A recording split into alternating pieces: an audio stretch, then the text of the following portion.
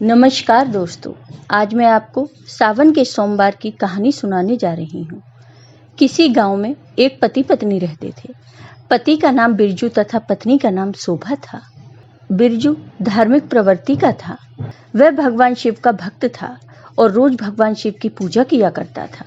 लेकिन शोभा बिल्कुल भी पूजा पाठ नहीं करती थी। उसे भगवान पर बिल्कुल भी विश्वास नहीं था। वह भगवान को बिल्कुल भी नहीं मानती थी और शोभा बिरजू को भी पूजा पाठ करने के लिए मना करती थी। वह कहती थी कि पूजा पाठ से कुछ नहीं होता, तुम वैसे ही अपना समय बर्बाद करते हो। बिरजू उसकी बातें सुनकर बहुत दुखी होता। वह भगवान शिव से प्रार्थना करता कि हे भगवान, मेरी पत्नी अज्ञानी है, उसे माफ करना। भगवान आप उसे सद्बुद्धि दें जिसे वह पूजा पाठ करने लगे। बिरजू लकड़ी काटने जाता था और उन्हें बाजार में बेचता था। इससे ही उनके घर का गुजारा चलता था। बिरजू जब घर लकड़ी काटकर लाता तो शोभा चुपचाप उसमें से एक लकड़ी निकाल लेती। यह उसके रोज का काम था। जब शोभा की लकड़ियां बहुत सारी हो गईं, तो वह उन्हें बेचने बाजार जाने लगी। रास्ते में उसे एक शिव मंदिर मिला।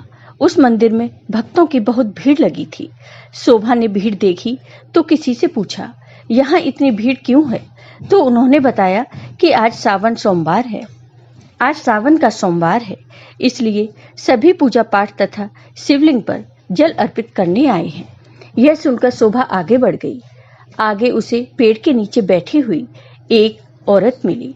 उसने शोभा से कहा, क्या मुझे कुछ पैसे दे दोगी? उसकी हालत देखकर शोभा को उस पर दया आ गई और शोभा ने उस औरत से पूछा, तुम पैसों का क्या करोगी? तुम्हें खाना चाहिए क्या? तब उस औरत ने कहा, हाँ, मैंने 2 दिनों से कुछ नहीं खाया। मुझे भूख तो लगी है, पर ये पैसे मैं खाने के लिए नहीं मांग रही। इन पैसों से मैं पूजा का सामान खरीदूंगी और भगवान शिव की पूजा करूंगी। आज सावन का सोमवार है। तब शोभा ने कहा, शिव जी की वजह से ही तुम्हारी यह हालत है, फिर भी तुम उनका पूजा पाठ करोगी? पूजा पाठ से कुछ नहीं होता, खाना खाओ और काम करो। तब उस औरत ने कहा, नहीं बहन, यह तो मेरी किस्मत है जो मेरी ये हालत है। मैं तो शिव जी का पूजन इसलिए करना चाहती हूँ क्योंकि शिव जी की कृपा से मेरा ये और अगला जीवन भी सुधर जाए। तब उस औरत ने बताया कि मैं इसी गांव की जमींदार की बेटी थी और मेरे पिता ने मेरी शादी भी बहुत बड़े घर में की थी। मैं बहुत ही घमंडी हुआ करती थी। एक दिन सावन के सोमवार के दिन मेरी नौकरानी ने व्रत रखा था और वह पूजा करके भगवान शिव का प्रसाद देने मुझे आई। मैंने अपने घमंड के कारण नौकरानी का दिया हुआ प्रसाद फेंक दिया, जिससे भगवान शिव नाराज हो गए और एक दिन हमारे घर पर चोरी हो गई। सब पैसा और सामान चोर लूट ले गए। हम पर कुछ नहीं बचा और मेरे पति भी बीमार पड़ गए। इसलिए मैं भगवान शिव का पूजा पाठ करती हूँ। उस औरत की बात सुनकर शोभा को बहुत आश्चर्य हुआ और वह चुपचाप हो गई। उस औरत ने कहा, क्या बात है बहन? तब शोभा बोली कि मेरे पति रोज मुझसे पूजा करने को कहते हैं, लेकिन मैं उन्हें मना कर देती हूँ। तुम्हारी एक भूल के कारण तुम्हें इतना कष्ट मिला, तो सोचो मेरा क्या होगा। शोभा उसे पैसे देकर अपने घर आ जाती है और पूजा की थाली लेकर शिव मंदिर जाती है। वहां पूजा पाठ करती है और व्रत भी रखती है। अब शोभा हर रोज मंदिर पूजा करने जाती। यह देखकर उसका पति बहुत खुश हुआ और उसने भगवान को धन्यवाद दिया कि हे भगवान, आपने मेरी प्रार्थना सुन ली और मेरी पत्नी को सद्बुद्धि दी, जिससे वह पूजा पाठ करने लगी। अब दोनों पति पत्नी मिलकर रोज पूजा पाठ करते तथा मंदिर जाते और सावन के सोमवार को शोभा भगवान शिव का भजन कीर्तन करवाती। उसकी भक्ति देखकर भगवान शिव बहुत प्रसन्न हुए। एक रात भगवान शिव ने शोभा को सपने में दर्शन दिए।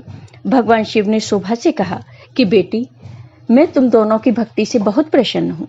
आज से तुम्हारे सारे कष्ट मिट जाएंगे और तुम्हें जल्द ही पुत्र रत्न की प्राप्ति होगी। इतना आशीर्वाद देकर भगवान शिव अंतर्ध्यान हो गए। शोभा और बिरजू जब सुबह उठते हैं तो उनका घर धन धान्य से भरा होता है।